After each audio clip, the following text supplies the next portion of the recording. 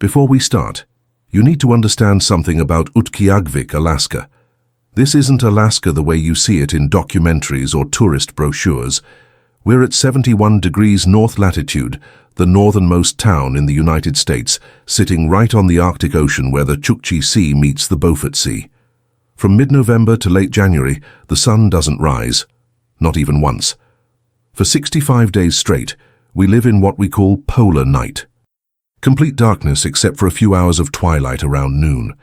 The temperature drops to 40, 50 below zero before wind chill. The wind never stops. And in that darkness, in that cold, things happen that don't make sense in police reports. If you've ever experienced real polar night, not just a dark winter but actual months without sun, leave a comment. And if you haven't, hit that subscribe button because what I'm about to tell you will change how you think about darkness, about winter, and about the things that live in places humans maybe weren't meant to survive. My name is Jake Agruagaq, and I'm a police officer with the North Slope Borough Police Department. I've been on the force for 7 years now, all of them spent here in Agruagaq. I was born here, raised in a small house on Stevenson Street, 3 blocks from the ocean. My parents died when I was 9. Carbon monoxide poisoning from a faulty heater. After that, I lived with my grandmother, my Anna. She raised me. Tried to teach me Inupiaq. Tried to teach me the old stories, the protocols our people followed for thousands of years. But I was angry, bitter.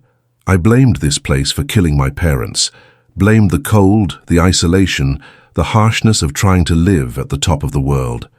As soon as I turned 18, I left, went to Anchorage for college, got my criminal justice degree, joined the Anchorage Police Department, spent 6 years down there trying to forget I was Inupiaq, trying to be like everyone else, trying to convince myself I'd never come back.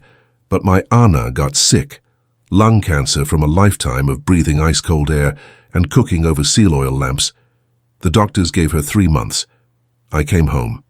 She lasted 5 months, long enough to see me apply to the North Slope Borough PD, long enough to make me promise I'd stay, long enough to tell me things I'd refused to listen to when I was younger.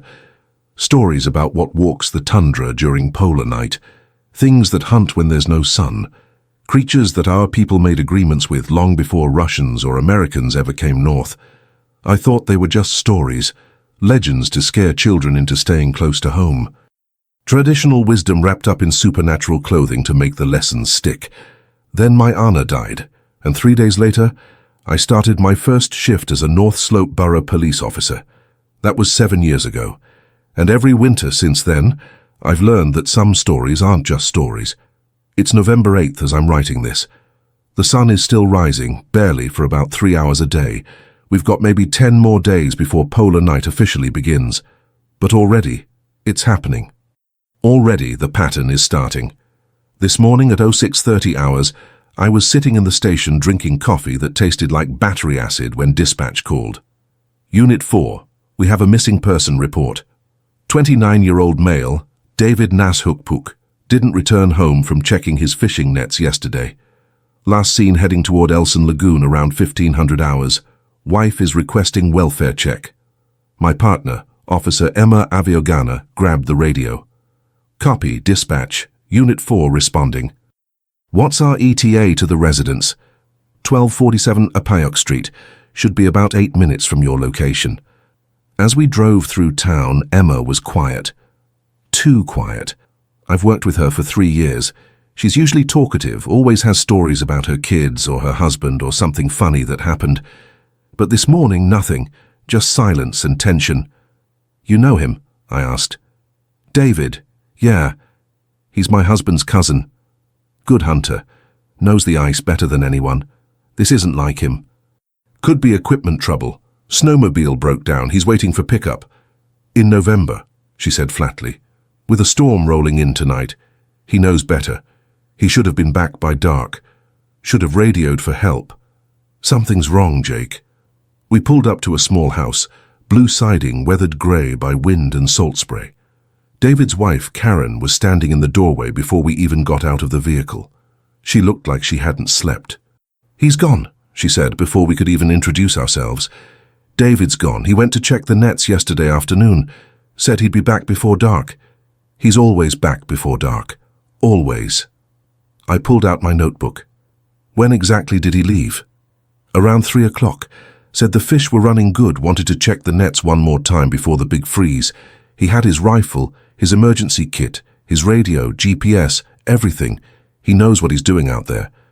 And when did you expect him back? By 5 at the latest, before dark. He never stays out after dark during November. Never. The way she said it, the emphasis, like staying out after dark in November was more than just dangerous, like it was something worse.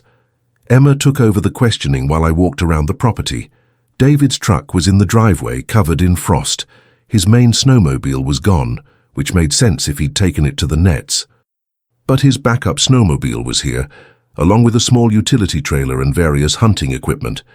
Everything looked normal, organized, no signs of distress or hasty departure. When I came back inside, Karen was crying. "You need to find him before tonight," she was saying to Emma. "Before full dark. You need to find him before then." "We'll do everything we can, Karen," Emma said gently. "We're going to organize a search right now." "No, you don't understand.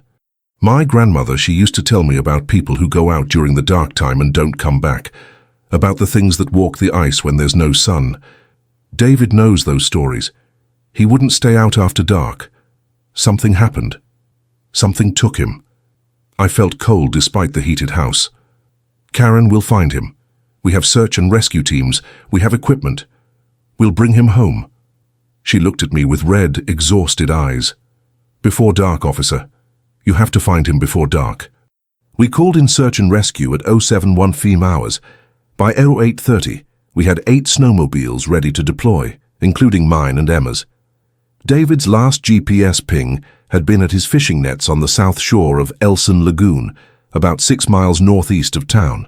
The weather was cold but clear, temperature around 20 below, wind maybe 15 miles per hour, good searching conditions. We spread out in a grid pattern, each team covering specific sectors.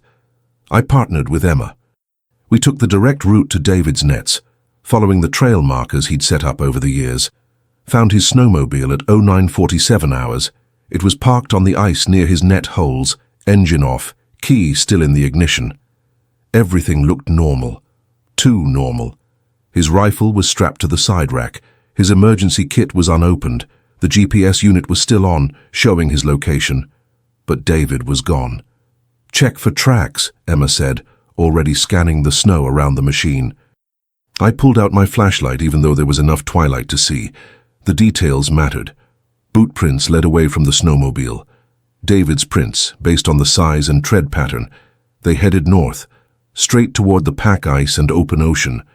"Why would he walk away from his machine?" I asked. "No reason," Emma said quietly. "Not unless he saw something, or heard something calling him." We followed the tracks. They were clear, purposeful. Not the wandering pattern of someone lost or hypothermic. David had been walking with intention, with direction. The tracks led about 300 yards north onto the sea ice. Then they just stopped. Not faded, not covered by drifting snow. Just stopped. Like David had been lifted straight up into the air. The snow around the last boot print was completely undisturbed. No sign of a vehicle. No indication of what happened. He was just gone. "Jake," Emma said, her voice tight. "Look at this." She was kneeling about 10 feet from where the tracks ended, examining something in the ice. I came over. Scratches, deep scratches in the hard-packed ice. 4 parallel lines, each about 3 inches apart, running for maybe 6 feet, like something with claws had dragged across the surface. "What animal makes marks like that?" I asked, though I already knew what she was thinking. "No animal I know." "And where are its tracks? Where's the blood? Where's any sign of struggle?" We radioed in our findings. The search continued until the light failed completely around 1600 hours. We found nothing else. No more tracks, no blood, no torn clothing, no equipment, just a snowmobile with the key in it and boot prints that led to nowhere, and scratch marks that shouldn't exist. Back at the station, our sergeant, William Nyokpuk, was waiting in the briefing room. He's maybe 60 years old, been with the department for 35 years. Seen more winters in Agruagaq than most people live years total. His face was grave when Emma and I walked in. "Tell me everything," he said. We briefed him: the abandoned snowmobile, the purposeful tracks, the sudden end, the scratches in the ice. He listened without interrupting, his expression getting darker with every detail. When we finished, he was quiet for a long moment, just sitting there, fingers steepled, looking at something we couldn't see. "What day is today?" he finally asked. "November 8th. "Early," he said. "Too early. Polar night hasn't even started yet." "What do you mean, early?" He looked at me, really looked at me, like he was deciding something. "How long have you been on the force, Jake?" 7 years. 7 years? And how many missing persons cases have you worked during winter? I thought about it. 5, maybe 6. And how many did we find? None. All presumed dead. Exposure, lost on the ice, fell through thin ice. Environmental factors. All during polar night, he said. All in December or January, when the sun was completely gone. But David disappeared 3 days ago, November 5th. The sun was still up. That's wrong. That's not the pattern. What pattern? Emma asked, though her voice suggested she already knew. William stood up and went to a locked filing cabinet, pulled out a thick folder, worn and old, spread it across the table. Missing persons reports, dozens of them, all dated November through January, all from different years going back to the 1980s. 32 cases, he said. 32 people who vanished during or right around polar night. Never found, no bodies, no evidence, just gone. I started going through the files. The pattern was obvious once you saw it. 1 or 2 people every year. All disappeared during the 65 days of polar night, or within a week of it starting. Hunters, fishermen, people walking between houses, even a couple who vanished from inside locked homes, all gone without explanation. Why haven't I seen these files before? Because officially they're environmental incidents, accidents, people underestimating the Arctic. That's how we classify them. That's how we've always classified them, because the alternative is something we can't write in a report. The alternative is what? The truth your Anna tried to teach you. The truth my grandmother taught me. The truth that every elder in this town knows but doesn't talk about openly because we're supposed to be modern now, civilized. We're not supposed to believe in the old things anymore. He closed the folder. But the old things don't care what we believe. They're still here, still hunting. And when someone breaks the protocols, when someone goes out alone during the dark time, when someone stays on the ice after twilight, they get taken. That's the pattern. That's what's been happening for longer than any of us have been alive. That night I couldn't sleep. Kept thinking about David Nashukpuk, about his wife saying he needed to be found before dark, about 32 people vanishing into the polar night over 40 years, about scratch marks in ice that shouldn't exist. Around usual 200 hours, I gave up trying to sleep and made coffee, pulled out my laptop, started searching, found academic papers about Inupiaq folklore, found a dissertation from 1967 written by a University of Alaska researcher. There was a chapter about polar night traditions, about taboos and protocols. One section made me stop reading and read it again, and again. The Inupiaq people of the North Slope observe strict behavioral codes during Agruagaq, the period of polar night. Hunting is conducted only in groups. Travel after dark requires blessing from an Agruagaq. Loud noises are avoided. Offerings are left at designated sites. When questioned about the reasoning behind these protocols, elders speak of Agruagaq, the one who walks in darkness. Described as a being or multiple beings that hunt during the sunless months. Those who violate the protocols are said to be marked, chosen, claimed. The traditional response to disappearances during Agruagaq is not active searching but ceremony, to protect those who remain. I read it 3 times. Agruagaq, the one who walks in darkness. Every culture has scary stories, myths to make children behave. But 32 missing people said this was more than myth. The next morning, Emma and I were assigned to continue the search for David. We spent 6 hours on the ice in 28 below temperatures, expanding the search grid, using dogs. Found nothing.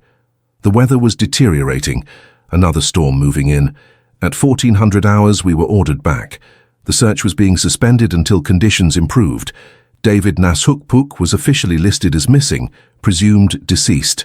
Environmental factors, lost on the ice. His snowmobile was recovered and returned to his family, and I started asking questions nobody wanted to answer. "What do you know about Agruagaq?" I asked William that evening after shift. He was in his office doing paperwork. At my question, his pen stopped moving. He set it down carefully, looked at me for a long moment. "Where did you hear that name?" "Research, academic papers, folklore studies from the 60s. "And you think folklore has something to do with police work?" "I think 32 missing people has something to do with police work. I think David Nashukpuk walked away from a working snowmobile for a reason. I think there's something we're not being told." William closed his office door, sat down heavily in his chair. "You want the truth? The real truth that doesn't go in reports?" "Yes. The truth is that during polar night people vanish. They have been vanishing for as long as anyone can remember. Our grandparents believed it was Agruagaq, believed it was real, something that hunts in the darkness. They followed protocols to avoid it. They made offerings. They performed ceremonies. And when someone disappeared anyway, they accepted it as the cost of living here, as the price of surviving in a place this harsh, this far from the sun. But do you believe it? Not what your grandmother believed. What do you believe?" He stared at me. "I believe I've worked 35 winters in Agruagaq. I believe I've seen things that don't fit in police reports. I believe people vanish during polar night in ways that make no sense. Whether I call it Agruagaq or environmental factors or bad luck, the result is the same. People die. And the old protocols, whether you believe the supernatural reasoning or not, they keep people alive. That's what matters." "Then teach me the protocols. Tell me what I need to know to keep people safe." He pulled out another file from his desk, older, handwritten notes in both English and Inupiaq. "These are the traditional protocols, the rules that were followed for generations. Most people don't follow them anymore. We modernized, decided we didn't need the old ways, but maybe we were wrong. The protocols were extensive. No solo travel during polar night, mandatory check-ins every 2 hours for anyone on the ice, homes to be blessed before the first sunset. No whistling or loud singing after dark, offerings to be left at specific locations near town, and most importantly, if someone goes missing during the dark time, do not search after sunset. Do not follow tracks into darkness. Wait for dawn." "David's wife said he needed to be found before dark," I said. She knew. Old knowledge. Passed down mother to daughter, grandmother to granddaughter. Most families know. But we don't talk about it openly. We're embarrassed. We're supposed to be modern. We have internet and smartphones and snowmobiles. We don't admit that we're still afraid of things our ancestors feared. But people are still disappearing. Yes. Because we stopped following the protocols, because we forgot why they existed in the first place. I left William's office more confused than when I'd entered. On one hand, everything logical in me said this was superstition, environmental dangers exaggerated into myths. On the other hand, 32 people were missing. David Nashukpuk had walked away from safety into darkness for no rational reason. And I'd seen scratch marks in solid ice that no animal I knew could make. The next day, November 10th, Emma and I did welfare checks on families who'd lived here for generations. Old families, traditional families, people who might still follow the protocols. An elderly woman named Margaret Kavik invited us in for tea. Her home was small but warm, walls covered with photos of children and grandchildren, hunting trophies, traditional tools and carvings. "You're here about David," she said, before we even asked.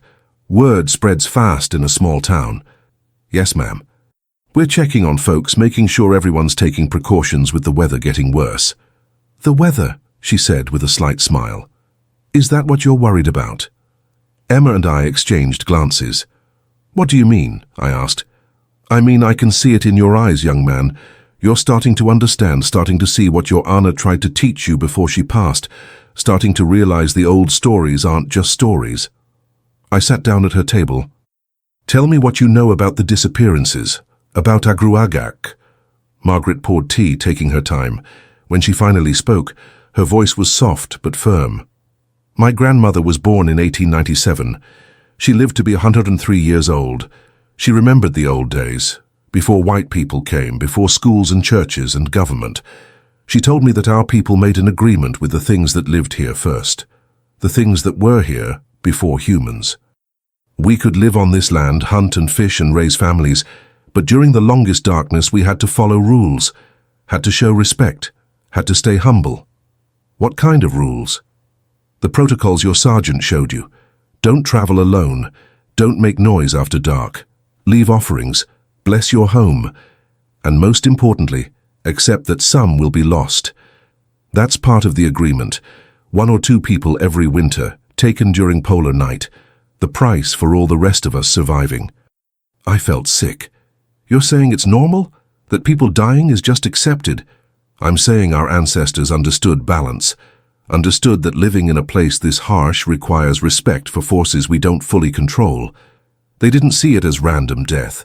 They saw it as part of a relationship with this land, a very old relationship that keeps both sides alive. But David disappeared before polar night even started. That's not following any pattern. Margaret's expression darkened. I know. That's what worries me. Something's changed. Something's wrong with the agreement. Either someone violated a serious taboo, or the relationship itself is breaking down. Either way, it's bad. Very bad. How do we fix it? That's a question for an Agruagaq, not for an old woman like me. You need to talk to Robert Nyokpuk. He's one of the last traditional healers who still practices the real ceremonies. If anyone knows what's happening and how to fix it, it's him. I left Margaret's house with more questions than answers. Robert Nyokpuk was William's uncle, maybe 75 years old. He lived on the edge of town in a traditional house that looked older than the rest. When I knocked on his door that afternoon, he opened it before my knuckles left the wood. "Jake Ikaluk," he said in Inupiaq, "your Anna told me you'd come eventually. Come in. We need to talk." His home was lit by oil lamps despite having electricity. The walls were covered with traditional items, carved ivory, sealskin drums, tools I didn't recognize. It smelled like sage smoke and something else. Something old. "You're here about the disappearances," he said, gesturing for me to sit on the floor. "About David Nashukpuk." "How did you know?" "Because I saw him 3 days before he vanished, saw the mark on him." "What mark?" "The mark that Agruagaq leaves on those it chooses. A shadow that follows. A presence that normal people can't see, but those of us who've been trained, we recognize it. I tried to warn David, tried to offer cleansing ceremony. But he's young, modern. He laughed at me, said the old ways were superstition, and now he's gone. You're saying you knew he'd be taken and you didn't stop it? I couldn't stop it. Only David could have stopped it by accepting cleansing, by changing his behavior, by showing respect. But he refused. So Agruagaq collected what it was owed. Owed for what? Robert poured tea from a thermos, sat across from me. David violated taboos, small ones at first, wasting seal meat, speaking disrespectfully about traditional practices, laughing at the protocols. Then 2 months ago he found an old grave site out on the tundra, took artifacts from it, ivory carvings, tools, sacred items, sold them to collectors in Anchorage. That's a serious violation, grave robbery, showing the worst kind of disrespect. I remembered reading about that in police reports. We'd investigated but couldn't prove who'd taken the items, couldn't prosecute. So Agruagaq punished him? Agruagaq enforces the agreement, maintains balance. When someone violates serious taboos, they get marked, get chosen for collection. It's not punishment in the way you think of it. It's more like debt being paid. David took from the land without respect. The land took him back. That's not justice. That's murder. Is it? Or is it a relationship we don't understand anymore? Our ancestors lived with this for 10,000 years, Jake. 10,000 years of surviving in the harshest environment on Earth. They knew things, understood things, had arrangements that kept everyone alive. We've had modern law enforcement for, 80 years, and we're more confused than ever about what's really happening here. I didn't have an answer to that. Instead, I asked, why did David disappear early, before polar night officially started?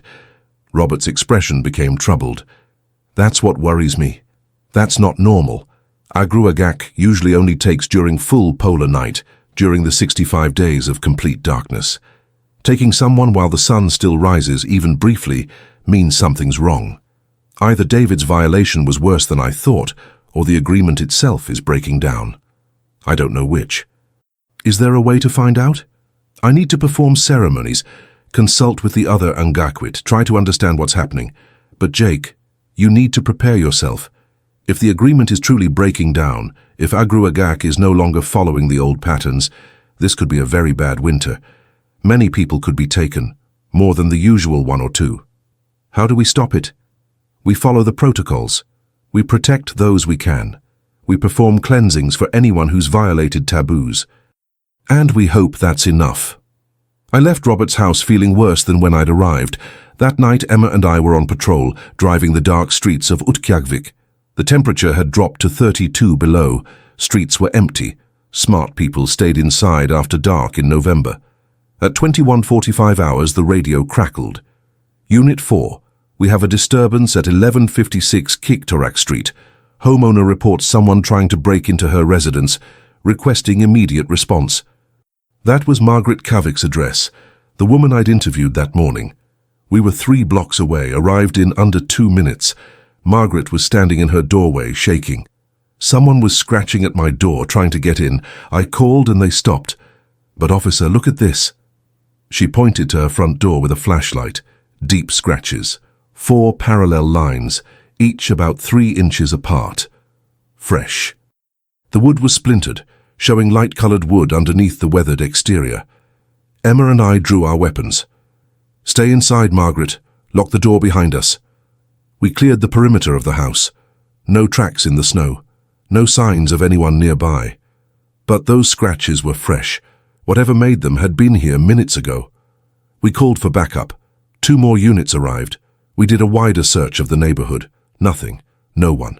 Just empty streets and wind and darkness. Those marks are identical to what we found on the ice where David disappeared, Emma said quietly. Whatever made them, it's here. In town. Going after people in their homes now. We brought Margaret to the station for the night. She refused to stay at her house. While she was giving her statement to William, I examined photos of the scratch marks, compared them to photos from David's disappearance site. Identical. 4 parallel lines, 3 inches apart. Deep enough to score hardwood and sea ice, made by something strong, something with claws. This is escalating, William said after Margaret had been taken to a hotel for the night.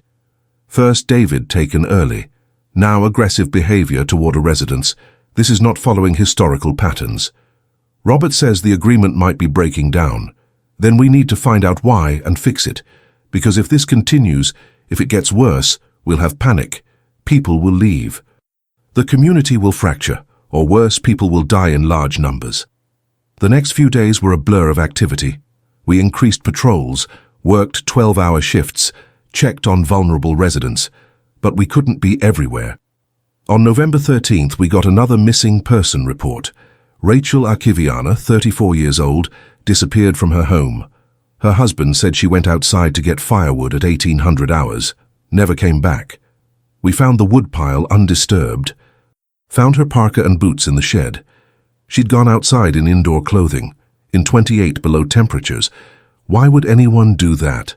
Her husband said she'd been acting strange for days, having nightmares, saying she heard someone calling her name from outside, saying she felt watched. Did she violate any taboos? I asked him. Any traditional protocols? He hesitated, then nodded. Last month she threw away seal meat that had gone bad. Didn't offer it back to the ocean like you're supposed to. Didn't perform the proper respect ceremony. My grandmother was furious, said Rachel needed cleansing. But Rachel said that was old superstition, said we didn't need to follow those rules anymore. Rachel was gone. We searched but found nothing. On November 15th, 2 more people vanished. Both had violated taboos. Both had been showing signs Robert said indicated being marked. By November 18th, the polar night officially began. The sun set at 13:55 hours and wouldn't rise again until January 23rd. 65 days of darkness. And in that darkness, the disappearances continued, One every 2 or 3 days. All people who'd violated protocols. All people Robert said were marked. We were losing the community one person at a time. I was at my desk on November 20th when Emma came in looking shaken. "Jake, I need to tell you something. About my husband's family." "What about them?" "His great-uncle. He's been talking about the old days, about what people used to do when the agreement with Agruagaq was threatened, about how they fixed it." "Fixed it how?" "Offerings, not just food or tools, significant offerings, things that proved respect, things that showed they took the agreement seriously." "What kind of things?" She looked uncomfortable. "I don't want to say. It sounds crazy. But Jake, if people keep disappearing, if this continues, there are elders talking about doing things the old way. The way it was done before we had modern law, before we had police. I thought you should know." I felt cold. "Emma, if someone's planning something illegal, I'm not saying they are. I'm saying people are scared, desperate. And when people get desperate, they go back to what they know, what their ancestors knew. Just be aware. Keep your eyes open." November 22nd. 4 days into Polar Night, we'd lost 9 people total. 9 disappearances in 2 weeks, the highest rate in recorded history. The community was in crisis. William called an emergency meeting at the tribal council building. Every officer attended.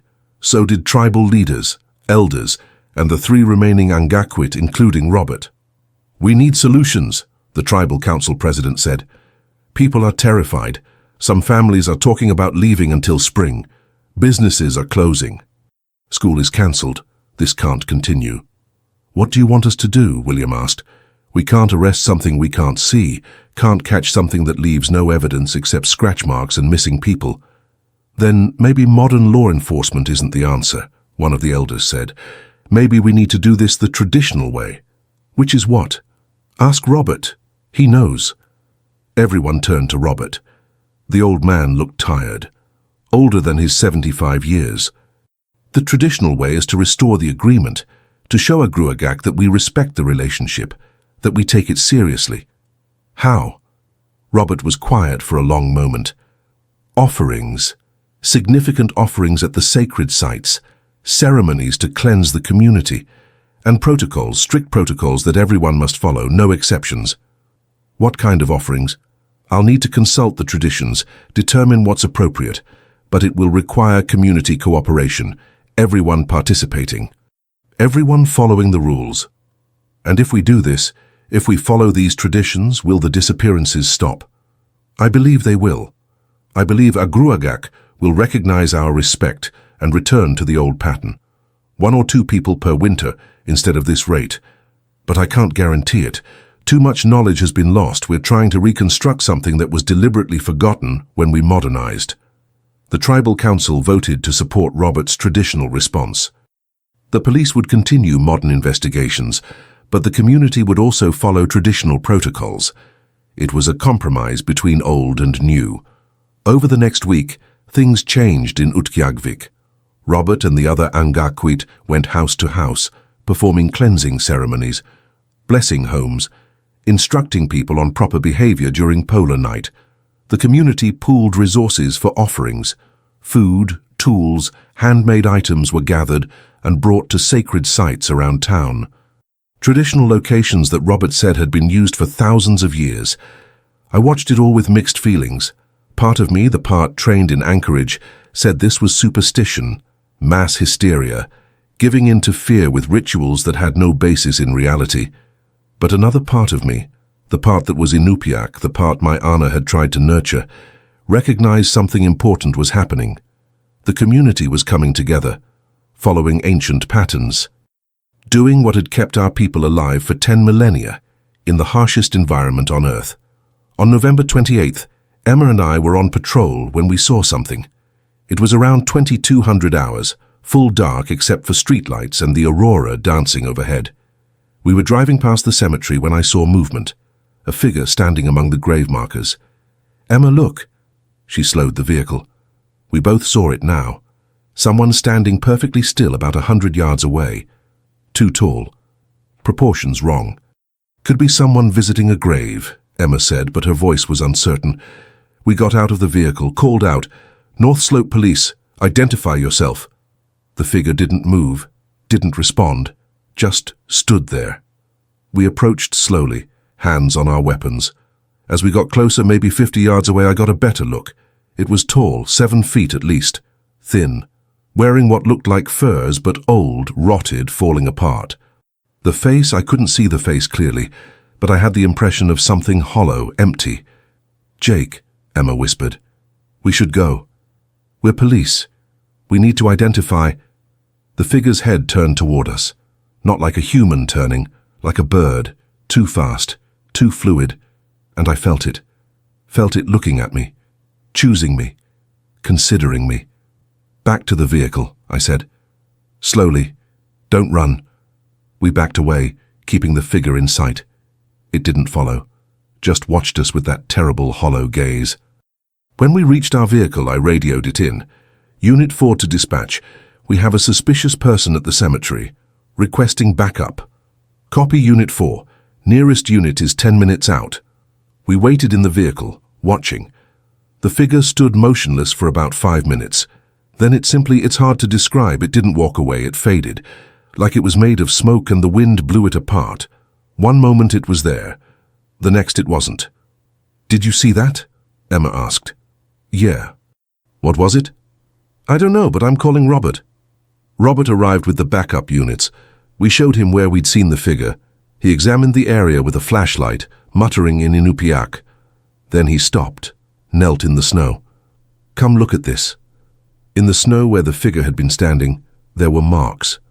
Not boot prints, something else. Impressions that didn't quite make sense. Too long to be human feet. Wrong shape. And around them, those familiar scratches. 4 parallel lines. "Agruagaq," Robert said quietly. "You saw it. Or one of them. They usually don't show themselves so clearly." "One of them? There's more than one?" "The old stories say Agruagaq is not a single being but many, a type of being that exists in the deepest dark, the coldest cold. They hunt during polar night. They enforce the agreement. Most people never see them. They work in shadows, in peripheral vision. You seeing one so clearly means you are being evaluated." "Evaluated for what?" "To see if you're marked, to see if you violated taboos and need to be taken." I felt sick. "Have I violated anything?" Robert looked at me seriously. "Have you shown disrespect to the land, to traditional practices, to the dead?" I thought about it, about my 6 years in Anchorage trying to forget I was Inupiaq, about refusing to learn from my Ana, about mocking traditional practices when I was younger. I don't know. Maybe. Then you need cleansing. Ceremony to clear any debts, any marks. Both of you do. He looked at Emma. Both of you saw Agruagaq clearly. That means it's interested in you. We need to make sure it loses interest. That night, Robert performed a ceremony for Emma and me. It took hours, prayers in Inupiaq, smudging with plants I didn't recognize, songs that sounded older than language. When it was done, I felt different, lighter somehow, like a weight I hadn't known I was carrying had been lifted. "This will protect you," Robert said. "As long as you follow the protocols, as long as you show respect. Agruagaq may watch you, but it won't take you. You're no longer marked." "What about the others? The people who are marked?" "I'm trying to cleanse everyone I can, but some people refuse, some people don't believe, and I can't force them. They have to choose respect, choose to follow the agreement. If they don't, I can't protect them." Over the next few weeks, the disappearances slowed. Not stopped, but slowed. 2 more people vanished, but both had refused cleansing ceremonies. Both had openly mocked the traditional response. The rest of the community, the people following protocols, making offerings, receiving blessings, they survived. December passed. The deepest darkness, the coldest temperatures. But people were careful, followed the rules, stayed in groups, checked in regularly, made offerings. And slowly, the sense of terror lifted, became something more manageable. Fear, yes, but controlled fear, respectful fear.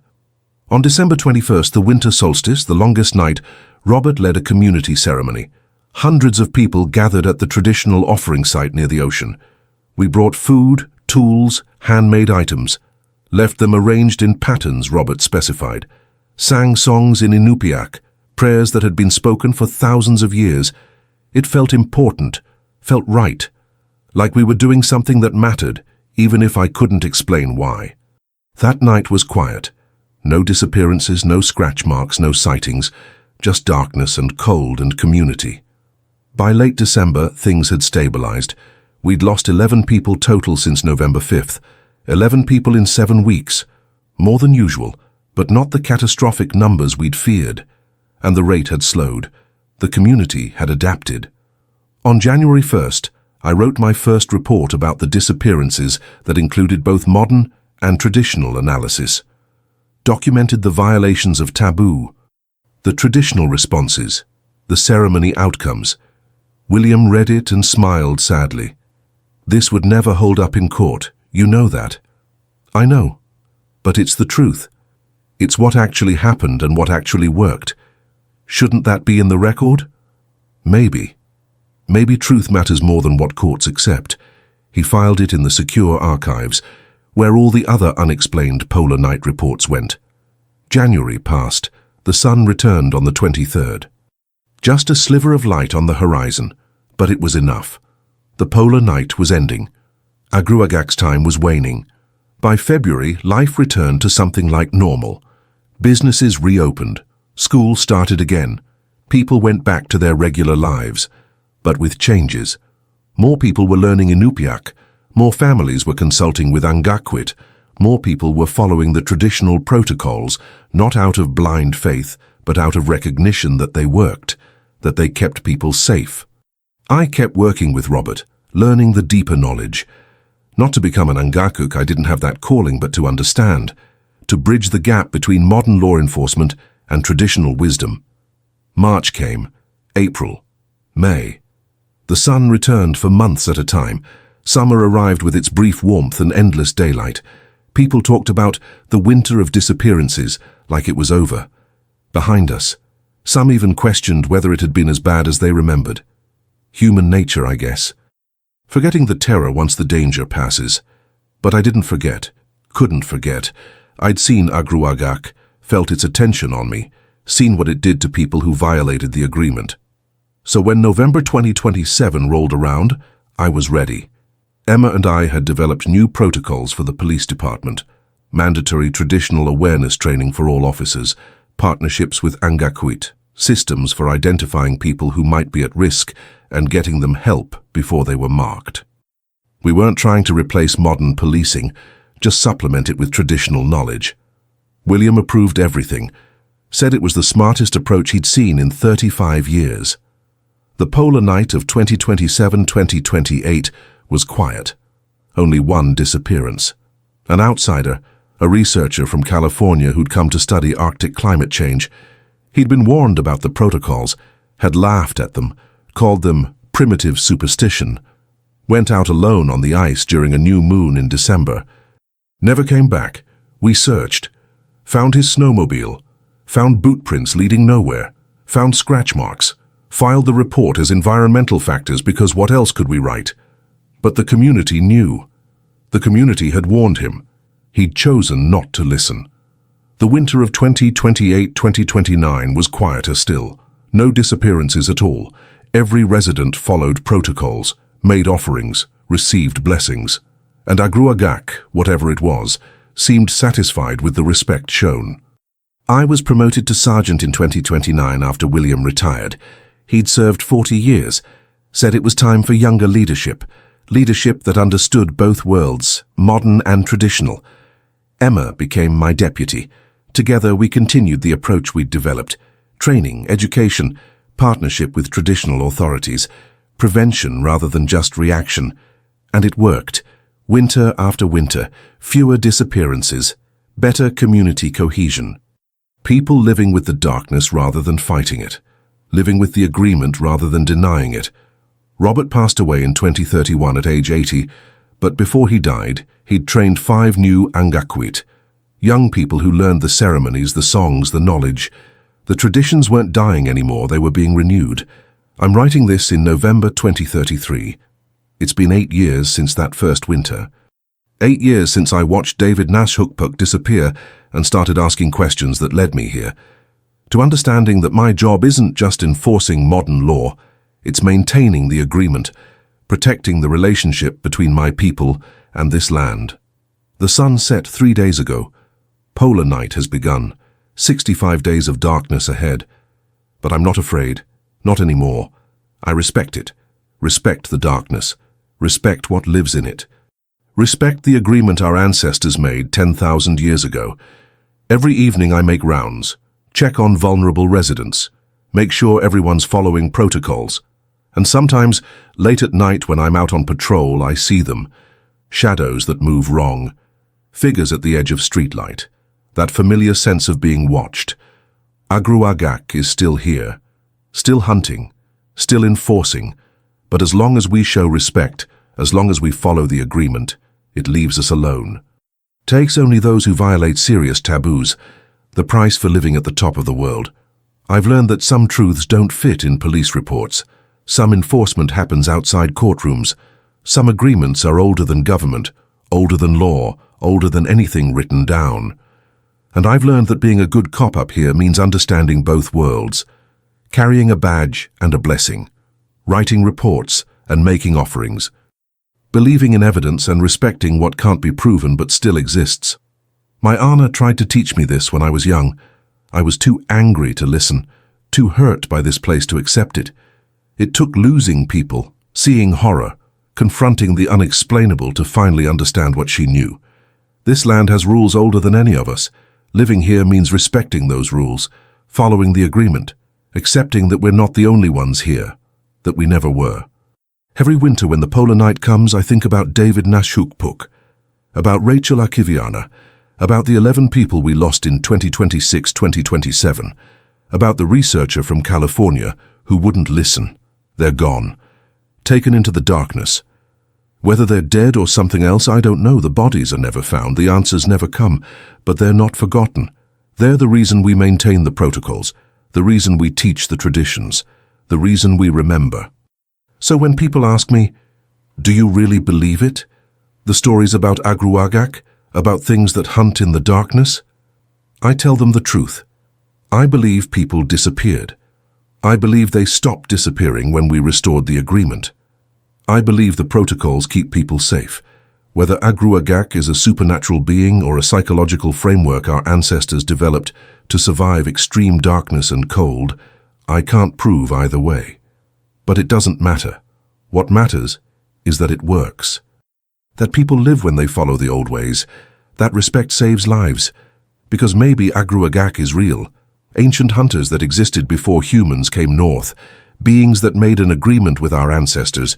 Beings that still enforce that agreement during the polar night. Or maybe Agruagaq is a story. A way to explain very real dangers and keep people cautious.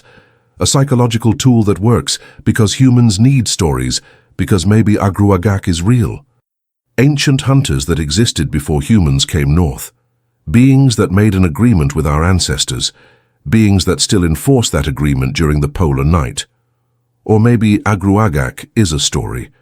A way to explain very real dangers and keep people cautious. A psychological tool that works because humans need stories to make sense of chaos. Either way, the protocols save lives, the ceremonies bring comfort, the community stays together, and people survive winters that should kill them. That's what matters. That's what I enforce now. Not just laws written in books, but agreements written in blood and snow, and 10,000 years of survival. This year, 2033, we're 2 weeks into polar night. 0 disappearances so far. Everyone's following protocols. The Angakuit have blessed every home. Offerings have been made. The community is united in respect for the old ways. Last night, I was on patrol alone around 2300 hours. Driving past the cemetery where I'd seen Agruagaq 8 years ago, and I felt it. That presence, that sense of being watched. I stopped the vehicle, looked out into the darkness beyond the streetlights, saw nothing, but I felt it there, considering me, evaluating. I rolled down my window, spoke in Inupiaq, words Robert had taught me, words of respect, acknowledgement. I see you. I respect you. I follow the agreement. Take only those who violate. Leave the rest of us in peace. Silence. Wind. Cold. Then movement in the darkness. A shape. Tall. Thin. There for a moment, then gone. But I felt the attention shift. Withdraw. Satisfied, maybe. Or at least willing to let me pass. I rolled up my window and continued my patrol. Part 5 of 5. Some people would say I'm crazy, that I'm talking to nothing, seeing shadows and calling them monsters. And maybe they're right. Maybe it's all in my head. Mass delusion shared by a community that needs to believe we have some control over an uncontrollable environment. But when I get calls from outsiders, researchers and journalists and curiosity seekers who want to come study the Agruagaq disappearances, I give them the same warning I gave that researcher from California in 2027. Follow the protocols, respect the traditions, don't go out alone during polar night, don't mock what you don't understand. And most importantly, accept that there are places in this world where modern thinking isn't enough, where the old ways still hold power. Some listen, most don't. The ones who don't, about half of them leave early, spooked by the darkness, the cold, the isolation. The other half meant, well, we have procedures now, search protocols, notification systems, ways to document what we find and what we don't. I've been doing this job for 13 years now, sergeant for 4. I've seen things that don't belong in police reports, responded to calls that make no sense by modern standards, enforced agreements that aren't written in any legal code. And I've learned that being a good cop up here means accepting mystery, accepting that some questions don't have answers, some cases don't get solved, some things just are, and you learn to live with them, or you don't survive.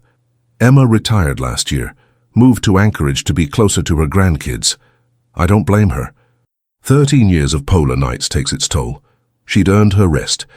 My new deputy is a young officer named Marcus Schudler, 26 years old, born here, left for college like I did, came back like I did, eager to help his community. I'm teaching him what William taught me, what Robert taught me, both worlds, modern law and traditional wisdom. He's a quick learner, asks good questions, shows respect.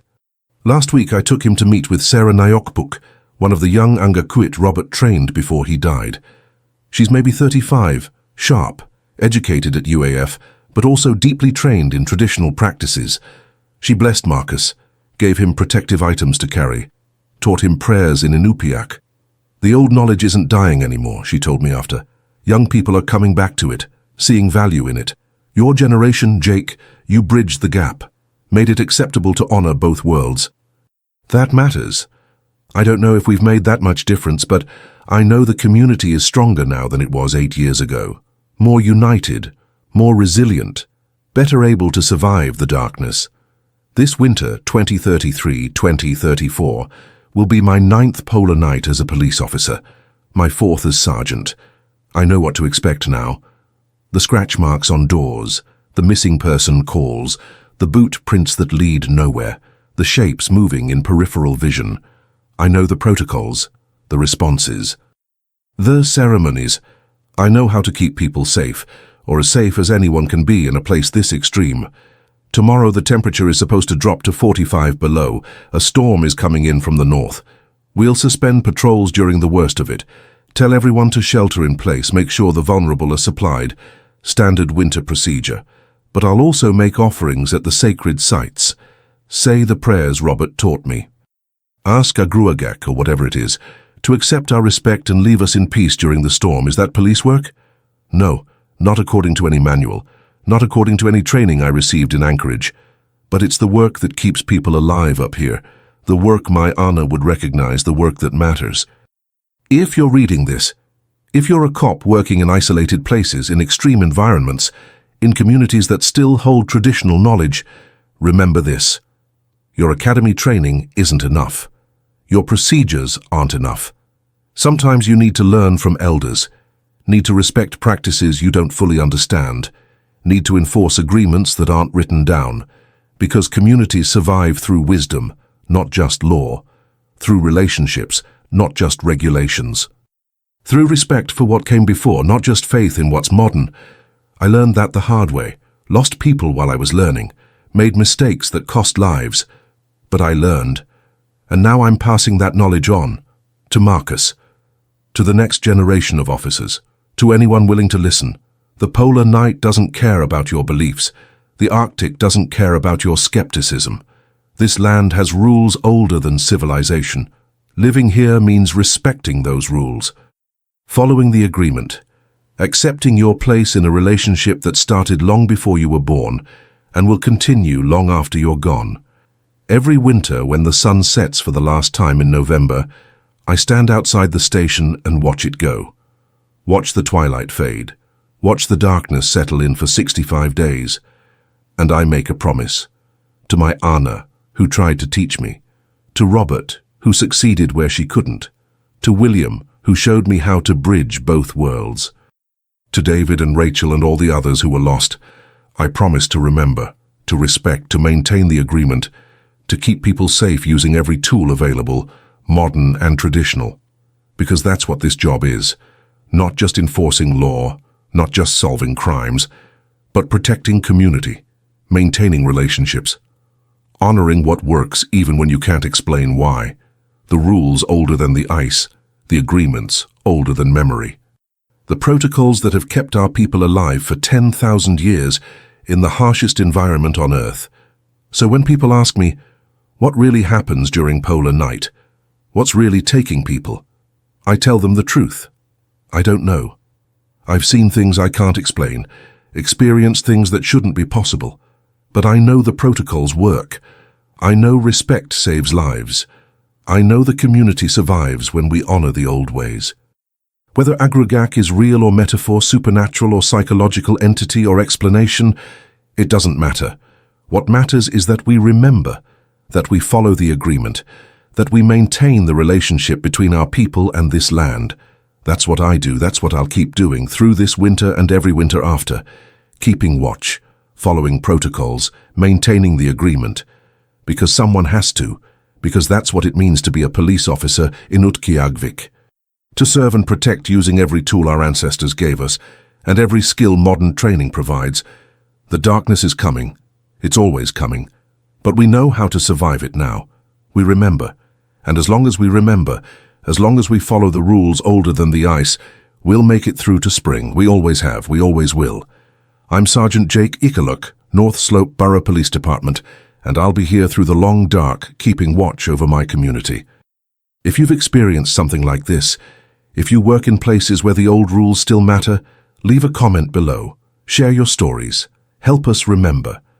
And if this story made you think differently about darkness, about tradition, about the price we pay for living in extreme places, hit that subscribe button, because this is just one winter, one community, one officer's experience with forces beyond modern understanding.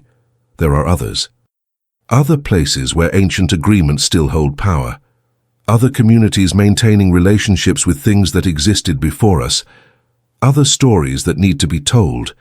Stay safe out there. Follow the protocols. Respect the old ways. Remember that some places have rules older than law, some agreements older than government, some truths that can't be written in reports but still exist. The rules older than the ice.